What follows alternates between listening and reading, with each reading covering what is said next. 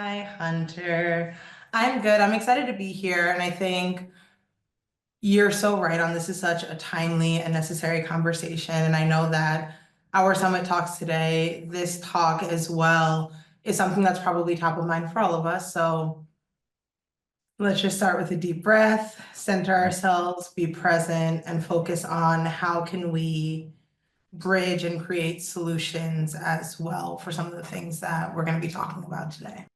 Yeah, I really appreciate that. I knew I could count on you to level set us for the day. I was like, I I'm did some worried. deep breathing before I hopped on, but I'm Yeah, very, I think it's necessary. same. I was like, today I am not skipping my tush on the cush. I need No to worries. get on the meditation seat for a few minutes. So glad to see you. Let's get into it a bit. I for those of maybe folks that are tuning in for the first time, can you just tell us a little bit about you if this is the first time they're meeting you? Yeah, absolutely. Hi, I'm so happy that you're here, whether you're watching live or you'll be watching the recording in the future. My name is Sienna J. Brown. I'm our head of growth here at PowerToFly. I was previously the change a couple of years ago, but led and grew our entire DEIB department as well, where we've worked with many organizations, impacted tens, if not hundreds of thousands of employee experiences. And also for me, it's a part of my personal mission and legacy to really be able to say, how are we centering inclusion so that we all have equal opportunity to thrive in our professional and our personal lives. So I'll be bringing a lens of what does this mean in the business aspect? What does this mean for the individual aspect? What does this mean from a consumer aspect? And more importantly, what does it mean from a human aspect? Because at the end of the day, as we're talking about policies and politics and practices, at the end of the day, it's really how are we all able to connect, support, and uplift one another as individuals as well. Yeah. Yeah, well said. So with all of the changes going on right now, companies, some are scrambling to make decisions, some are following some leads that are unfortunate, in my opinion. So, how do you anticipate different stakeholders, both internal and external, how do you imagine they will react and evaluate to diversity and inclusion efforts? Yeah, and I mean, I think this is a really great question. And I won't center doom scrolling. If you have been, try not to. I got caught up the other night.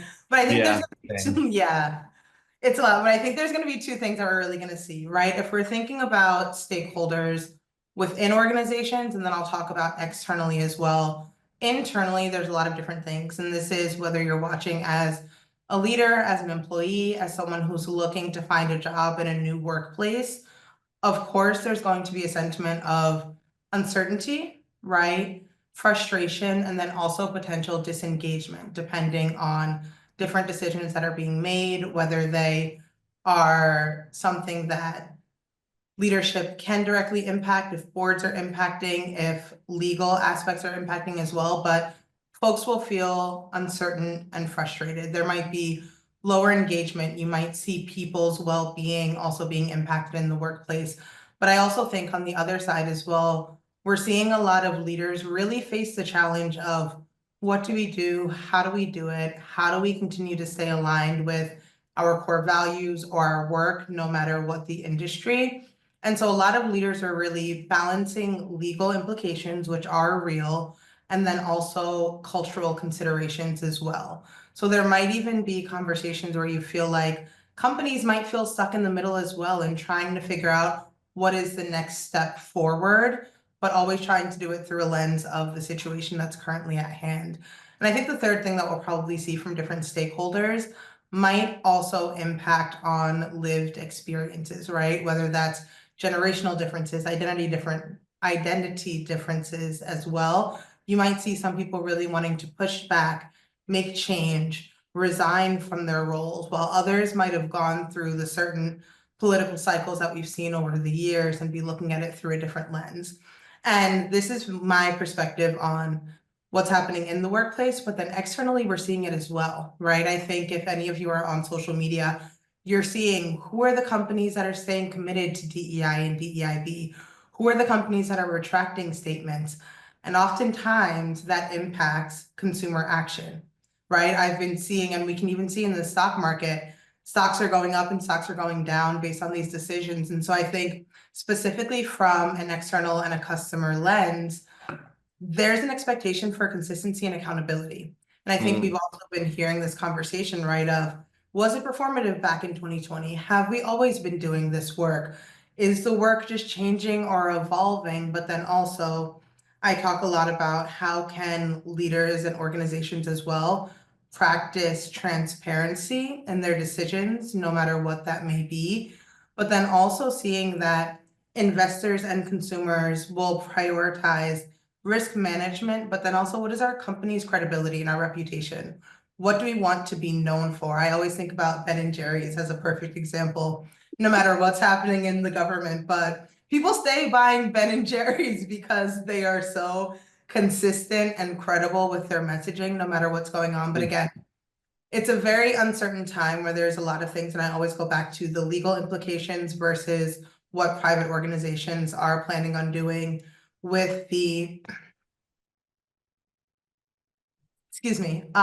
with the news that has gone out recently in regards to the government decisions, but then also what might happen in 2 months, 3 months, or 5 months from now as well. Right, because there's so much uncertainty. Yeah. Exactly. Enter the doom scrolling, right? And I think this goes back to there's so much uncertainty every single day, and there's so many shifts and decisions that are happening that, again, it leaves companies and individuals very much in a state of what's actually happening, what does this mean, and what are the implications that oftentimes it's going to be day by day, seeing what's actually going to happen and how it rolls out. Yeah. So for those that are sticking to it, that are doubling down, how can these organizations adapt their strategies and to align with or to separate themselves from changes in policies and economic conditions? Yeah, it's a great question, Hunter. And I think a question that I almost want to present, my brain was checked out. What I almost want to present to all of us as an audience, as listeners as well, is how are we defining DEI? Mm, What does that actually mean? Because I think right now DEI has become such a politicized term, when in reality there's so much weight to what does diversity mean? If you're left-handed, you are in the minority of the right-handed world that we live in, right? There's so many different aspects in diversity, equity, and inclusion that I think is being extremely oversimplified. And mm, so the first thing that I would say for folks who are looking to stay the course, but then also adapt their inclusion strategy is really thinking that although the landscape is shifting, the business case is still extremely strong, right? And so mm, something that we're talking about a lot with leaders in different organizations is, and what we're seeing as well is embedding the values and the practices of DEI into all of the core business functions, right? So you might not have a VP of DEI anymore, or you might not have your ERG leaders, but how are you embedding community building and psychological safety into all of the actions that you have, and also all of the metrics that you have in your organization as well? Which brings me to my second point of data, right? mm, Data-driven insights is one of the most impactful things that we can do. And we know that organizations that have diverse leadership teams perform 36% better than those who don't. So it's not just saying it's a nice to have, but instead it's saying we want to perform as an organization. We need to be able to have diverse individuals around the table, depending on what that looks like within your organization.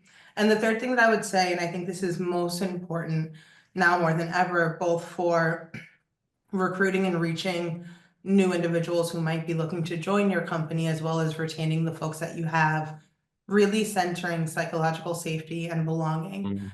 Because something I think not a lot of us have thought about yet, but it's not just the talk of what is my organization doing, but how does my direct manager feel, and are their actions being impacted? How are other individuals that I work with on a day-to-day basis acting like and feeling like that might make me feel safe or unsafe in the workplace, and the impact that that will have on you as an individual, an employee in an organization, someone who's looking to join an organization, and also the individuals who are leading these organizations as well. So really centering how can we embed these practices into our day-to-day work versus calling it this siloed thing, which I think is another trend that happened of DEI, and it all lives on the DEI function versus saying, how are we integrating this into all of our roles and the best practices in how we do our work? Yeah, yeah. So we set up this conversation with, like you said, with psychological safety, with inclusion efforts is becoming the priority. And you were speaking to how that might show up in management, in leadership. So how can leaders ensure that all their team members feel seen, feel supported, and feel valued? Oh, and this is such a good, important, and loaded question. And I think, I mean, I've led teams extensively, which have impacted extensive work. And I would say, care about the people that you have in the room.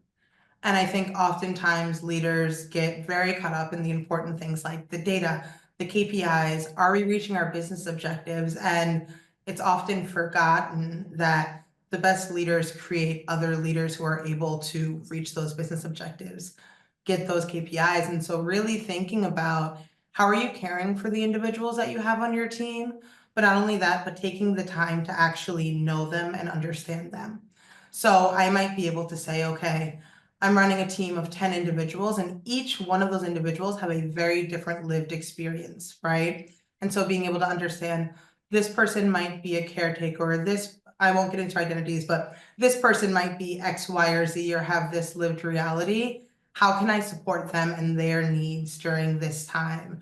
And I would also say something else that's really important to think about this, and this can either be in the way that you're framing the way that you work in these times.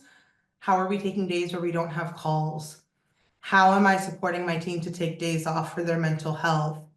How am I creating a culture where we don't have to apologize if we're tired because we're getting caught up in the news cycle? And small actions like that, again, going back to the aspect of we're leading people and people are humans with a diverse range of emotions, myself included. How are we showing up and caring in that way? And the other thing that I would say as well is normalizing feedback and dialogue. And I think sometimes this is a hard thing for leaders to hear, especially if they might not be in the C-suite and or might not have access or input to decisions that an organization is making. But Hmm. how are you creating space to have dialogue, and dialogue in a safe space with good facilitation? And how are you creating space to hear feedback? Because I think something else that happens often is people feel as if their thoughts, opinions, values aren't being heard, which leads to that disengagement versus creating space to have those hard and courageous conversations, but actually hearing from the individuals within your team and within your organization as well to show that you really and truly do want to support them in the best of your ability. Yeah. And when you're speaking to feedback, are you speaking at it to it as a two-way conversation? Oh my goodness. Also, my favorite thing in the world, probably to my own disservice, is asking my team how I can do better, right? Mm. How am I able to do better? What do you need? How can I show up differently? How can I also be the bridge to C-suite, to our investors, to whatever those hard conversations where individuals or middle managers might not be able to have access or insights to all of the extensive conversations that are happening with legal across departments, with consumers, with clients, all of that, and really bridging that gap. But again, practicing that transparency and hearing not just what do you need, but also how can we do better? And then being Mm. honest and being able to say, hey, maybe we feel like we're stuck in a hard place and we can't do better right now, but know that we're, like practicing that transparency, because I think that also creates a sentiment of trust as well. Yeah. Yeah. Yeah. Yeah. So with the day-to-day uncertainty, it can be challenging to plan ahead. So, what steps do you suggest for immediate change and also with long-term sustainability in DE&IB efforts within companies, industries, etc.? It's a great question. My brain immediately went to like systems and processes of Yep, how yep. are we all, yeah, it's so true. We were actually having a conversation in our team meeting the other day saying, how are we dedicating 5 to 10 minutes to talk about not just within the US, but on a global lens, because we're an extremely global team, what's happening in the world? What do we need to be on top of? What do we need to be sparking conversations around to be proactive and think about what are some of the immediate changes that need to happen? But I also think something else to keep in mind is what are some of the quick and or small wins that can build momentum? So the small visible actions that can be taken little by little while also thinking about how are we getting a core group together to talk about what is our long-term strategy. Long-term might be 1 month, 90 days. A year feels very unrealistic right now, but thinking about what does sustainability look like for us? And then also, what are the things that we're continuing to commit to? Right? And then what are the things that are again aligned with the bigger picture of who do we want to be as an organization? And Mm, not only that, but how do we want to show up for our internal and our external stakeholders as well? So yeah, I would say the balance is a little bit hard, but for me, I'm always a big plan of how are you also keeping an eye out on the market, on the news, on everything that's happening to be able to project a little bit what are some of the things that we might be able to expect or see happening down the line? What are the actions that we can take now with a sense of security and alignment, but then also what is our long-term plan so that we can practice sustainability in these actions as well? yeah. I love hearing about bringing in the global team aspect and making time for that and space for that, because not only does it keep us informed, but it also then means that not one person, not one of us has to carry the burden of the world information, right? To try to keep track and doom scroll on what's happening in this country, what's happening in this country. Like, okay, this is what's happening here. This is what's happening locally. This is what's happening statewide. This is happening in our country. We can hear a little bit about what's happening in the other country, and it can be this shared effort then. Yeah. And I think, Hunter, what you're talking about now as well, specifically if any of you work on global teams or in global organizations, I think it's a really great practice to have happening consistently, again, going back to that care. So if we have individuals who, I think for the last couple of years, there was a lot happening, I won't name certain countries, but in certain countries that had a very deep impact on the lives of some of our employees, that those who are based in the US might not have even known about or been able to say, hey, how can we check in? Are you okay? What support do you need? So I think consistently having those practices and conversations is extremely important, especially in global workforces and in our world. Yeah, yeah. So I'm curious, there's a lot of there's all of these, I would love to hear more about the small wins that you're saying that people could do to create momentum and traction now. What are some of those that people could do today?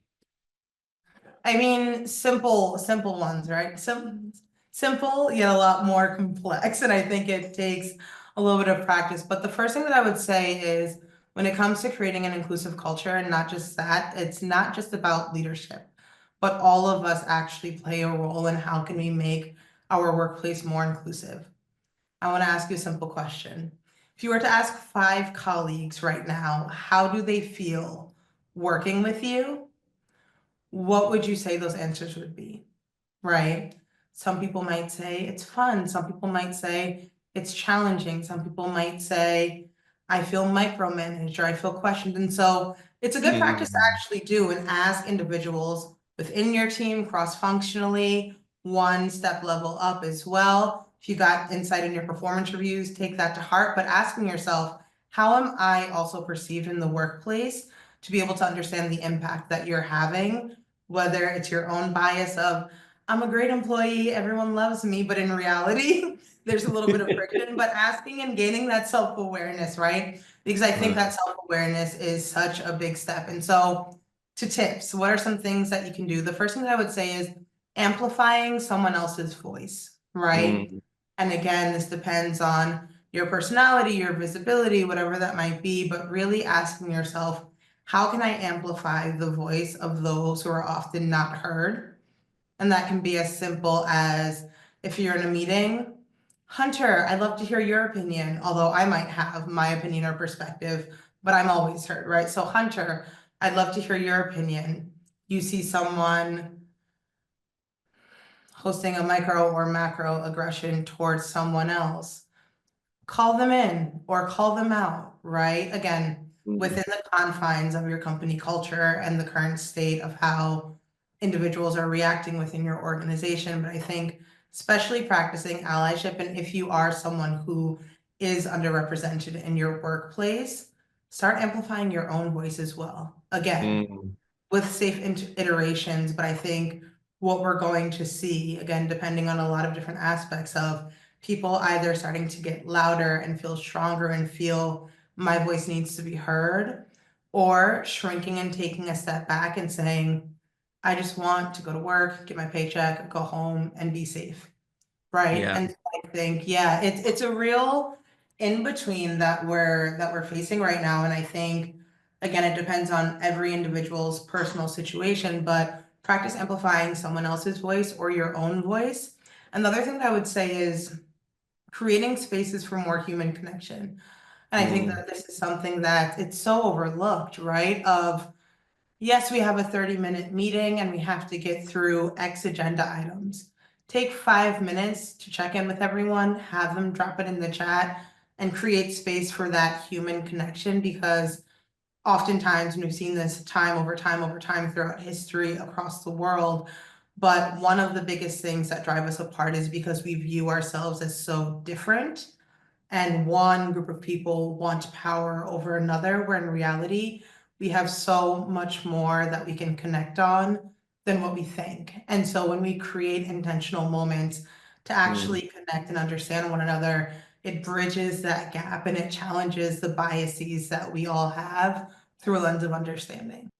Yeah. Oh, I love all of that. I was thinking earlier when you were saying about inviting someone in to speak, maybe they're not heard as much. It also made me think of bringing up someone's opinion that may not be in the room, right? Maybe they're not in the meetings, at the C-suite level. You're there, but maybe someone brought something up that you're like, oh, blah, blah, blah, this person. Exactly. And that goes back to the feedback that we were talking about as well, right? Of like, whatever your role is or whatever the ownership that you have within an organization, making sure that you are actually listening to individuals and then advocating when and where needed. Because I think we all love to have a leadership title. Yes, I'm head of growth, but what does that actually mean? That means that you need to bridge a gap of not just holding leadership for yourself, but really creating spaces and like putting the ladder down for other individuals to be able to climb up. And that's whether they have a seat at the table, creating more seats at the table, building your own sub table where you're able to start having those conversations. And again, creating that sentiment of inclusion so that individuals feel seen and supported in their organizations as well. Yeah. Something else I want to highlight that you said that I hadn't heard before, which is hosting a micro or macro aggression. And I was like, what a gentle way to hold a potentially aggressive action. And I mean, I think I love speaking and being in conversation with you, Hunter, just because I think there's so much realness, and we're talking about this, yes, on a big stage, or you might be watching from home or whatnot. But these are real life experiences that you are probably experiencing in your day to day in the workplace, that you might be seeing within your teams, within your organizations, as you're searching for jobs, as you're scrolling on LinkedIn. And so going Mm. back, right, like to where we started the conversation of remembering to take and create that space to breathe and then to build and to really stay focused on where is it that I can have impact? Where is it that I can continue to create a sentiment of belonging with the people that I interact with on a daily basis? And again, depending on what your level of leadership or buy-in is within an organization, really holding that role with merit, right? You're not just there to have the title, but you're there to really be able to spark change and bridge the gap so that others can also be able to have, like what you were saying, a seat at the table. Yeah, yeah. Well, we only have a couple minutes left. Is there anything that you want to make sure we talk about before we wrap up? I mean, I think I would just leave us with, thank you for creating space. I would just leave us with, again, what is the actionable thing that we can all do, no matter our titles, our roles, our identities in this time? And I keep coming back to three things, which I've also been practicing for myself as well, right? Number one, being conscious and aware of what is happening and the longer term impact, but doing Mm, that also through a lens of self-care, because it's very easy to be able to get caught up, and then our wellness, our mental health is being impacted, the way that we show up at work is being impacted, our ability to make strategic decisions are being impacted. And so really being conscious of that balance between what you consume, how you consume, the conversations that you create and hold with yourself. And I would also say diversifying the groups that you're having these conversations with as well. Might be hard, might not necessarily be easy conversations, but really thinking about how am I practicing emotional intelligence, but also hearing the diverse perspectives to be able to have a better global understanding. In my case, I'm not just talking right now about like regional global understanding, but a global understanding of the different aspects so that you can be more prepared in the ways that you need to prepare yourself and or show up. And the last thing that I would say before we wrap up is really, again, just going back to centering the sentiment of inclusion and psychological safety. mhm. How, if not anything, can you make sure that you are an individual that is creating a safe space for others to work with you, to feel as if you're looking at a lens of inclusion and mitigating your own bias, and to also start asking yourself some more critical questions in the way that you are thinking and talking about what's happening to be able to, yeah, prepare ourselves for whatever may come next and whatever that might look like, but really centering that sentiment of how am I making sure that I am being a good colleague, employee, individual in the world, and really being able to center a lens of inclusion, no matter what it's being titled in this time or era. Yeah. And on the note of self-care, how's that kickboxing going? Still kickboxing? It has been the most amazing way to release up energy. I have class tomorrow morning and it's been fantastic. Again, small Yeah. ways to balance of being able to physically move through and work through emotions so that we can also show up and host meaningful conversations like this. Yeah, well, I always appreciate speaking with you, Sienna. It's always a delight. I always walk away feeling a little more hopeful, and I've always learned several things every time we talk. So thank you. Thank you, Hunter. It's been an honor. And thank you to all of you who have been listening as well. All right, I'll see you soon.